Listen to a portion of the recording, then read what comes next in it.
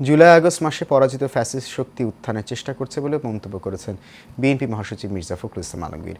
বলেন, নির্বাচন বানচালের উদ্দেশ্যে পরিকল্পিতভাবে দেশে বিশৃঙ্খলা সৃষ্টি করা হচ্ছে। তবে নির্বাচন অনুষ্ঠানে সরকারের সদিচ্ছার কোনো ঘাটতি দেখছে না বিএনপি। দুপুরে গুলশানে দলের চেয়ারপারসনের রাজনৈতিক কার্যালয়ে ক্ষুদ্র জাতিগোষ্ঠীর নেতাদের সঙ্গে বৈঠক শেষে এসব কথা বলেন বিএনপি মহাসচিব। বিস্তারিত মণ্ডলের নামে রিপোর্টে। গুলশানে বিএনপির চেয়ারপারসনের কার্যালয়ে জাতীয়তাবাদী ক্ষুদ্র জাতিগোষ্ঠী দলের নেতাদের সাথে মতবিনিময় করেন দলের মহাসচিব মির্জা ফখরুল ইসলাম আলমগীর। বৈঠক শেষে গণমাধ্যম কর্মীদের সঙ্গে কথা বলেন বিএনপির মহাসচিব। অভিযোগ করেন, নির্বাচন বিলম্বিত করতে নানা ষড়যন্ত্র চলছে।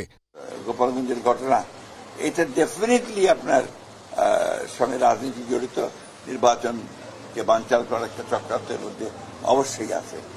আর আপনার এই যে সেক্রেটারিয়েটে ঢুকে পড়া, সেখানে আপনার কয়েকজন আপনার ফ্যাসিস্টদের লোকজনকেও আপনার আটক করা দেখা, বোঝা যাচ্ছে যে তাদের কিছু কিছু সমস্যা তৈরি করার চেষ্টা এখানে আছে। প্রধান উপদেষ্টার প্রতিশ্রুতি সময় অনুযায়ী ফেব্রুয়ারিতে নির্বাচন অনুষ্ঠিত হবে, সেই পথে সরকার হাঁটছে বলেও জানান বিএনপির মহাসচিব।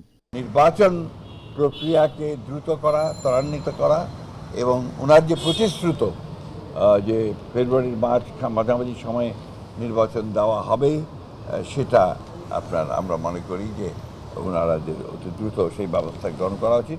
সরকারের দুর্বলতাকে বড় করে না দেখে সদিচ্ছা বড় করে দেখা উচিত বলেও মন্তব্য করেন বিএনপির মহাসচিব মির্জা ফখরুল ইসলাম আলমগীর। অন্তর্বর্তীকালীন সরকারের দুর্বলতাটাকে বড় করে না দেখে তাদের যে আপনার সদিচ্ছা, তাদের প্রক্রিয়া, সেটাকে বড় করে দেখা উচিত। মণ্ডলের নাম, এশিয়ান টেলিভিশন, ঢাকা।